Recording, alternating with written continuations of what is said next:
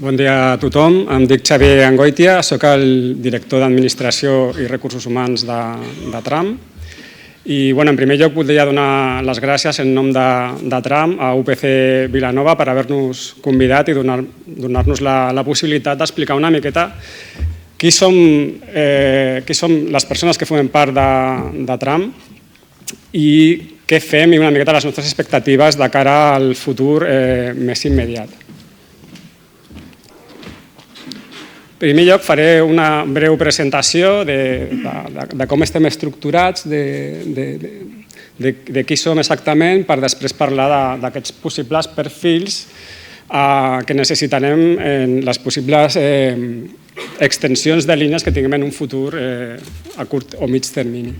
En primer lloc, podeu veure, suposo que molts coneixeu, les dues xarxes de tramvia. Tenim Trambesòs en el nord de Barcelona amb 3 línies i el trambaix a la part sud de l'àrea metropolitana de Barcelona, que és el trambaix. Amb un any de rècord en quant a persones usuàries, hem fet aquest any 2024 35 milions de passatgers, passem per 9 municipis, tenim quasi 32 quilòmetres de línies de tramvia i 58 parades.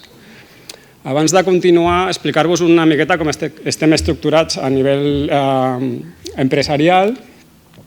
Som una concessió, un conjunt d'empreses privades que van guanyar un concurs públic en el seu dia per una concessió de 25 anys que va licitar l'autoritat del transport metropolità.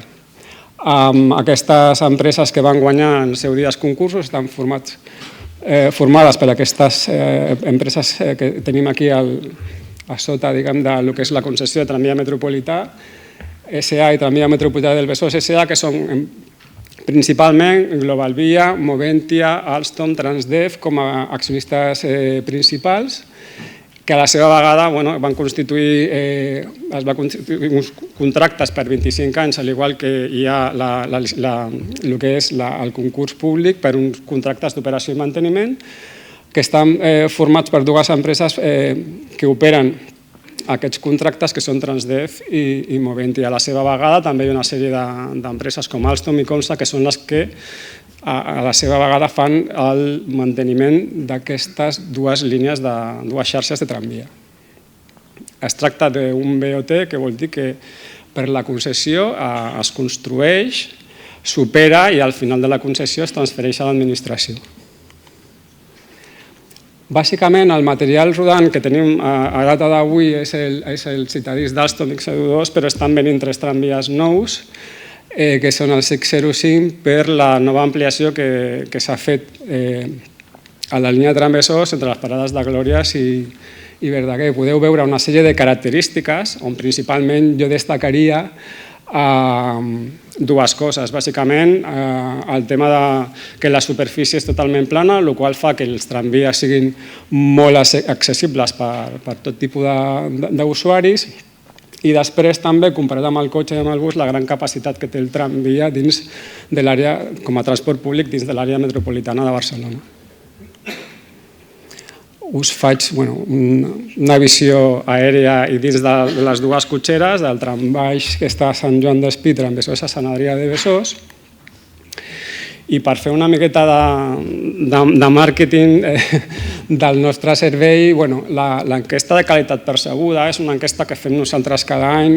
Veureu que, excepte l'any del Covid, tenim unes notes que estan rondant el 8 o inclús la superen últimament, més del 8, que és la nota de l'enquesta que fan els nostres usuaris i usuàries i de la qual estem molt orgullosos.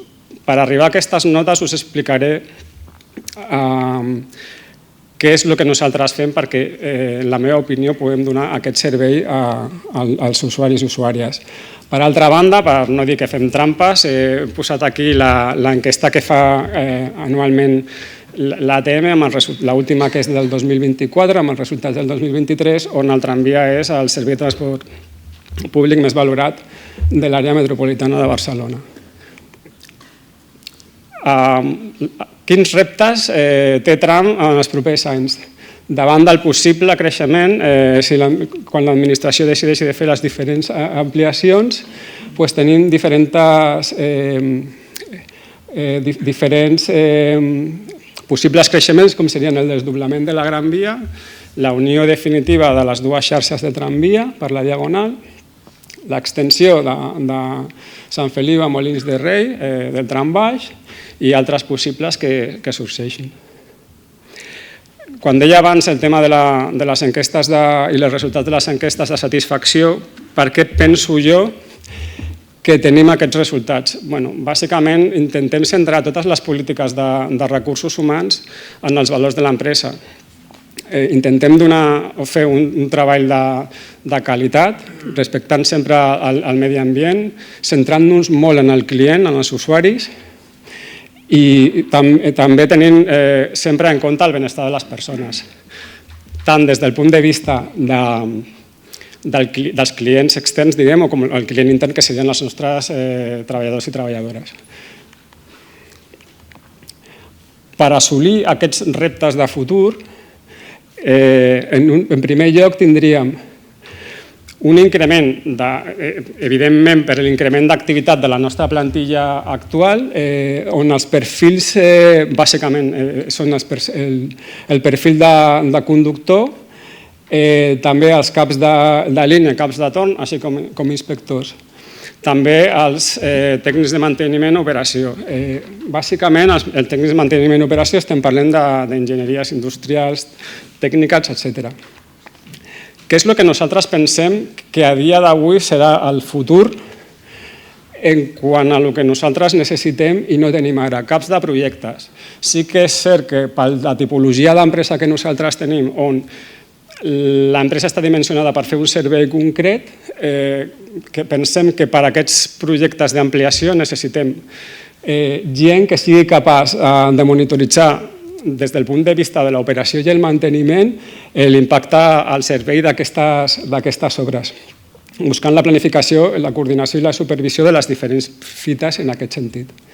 La transformació digital. És obvi que això ja no és una cosa de futur, estem parlant del present, estem parlant de Big Data i de que cada vegada és més fàcil obtenir dades de qualsevol dels sistemes, dels softwares, etc.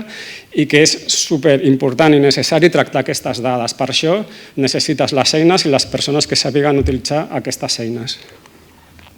La ciberseguretat. És obvi que cada dia també és més necessari protegir a les empreses de tots els atacs i de tots els possibles atacs als sistemes, a les infraestructures, que en un sector com és el del transport de viatgers és clau tenir tot això totalment solucionat.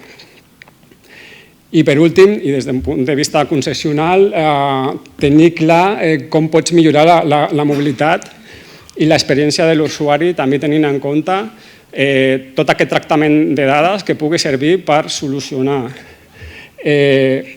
l'experiència de l'usuari, que tingui les eines suficients com per tenir tota la informació i continuar tenint un servei de qualitat com pensem nosaltres que hem tingut fins ara. En general, aquesta és la visió que volia donar i en nom de Tram, moltes gràcies per deixar-nos explicar-la.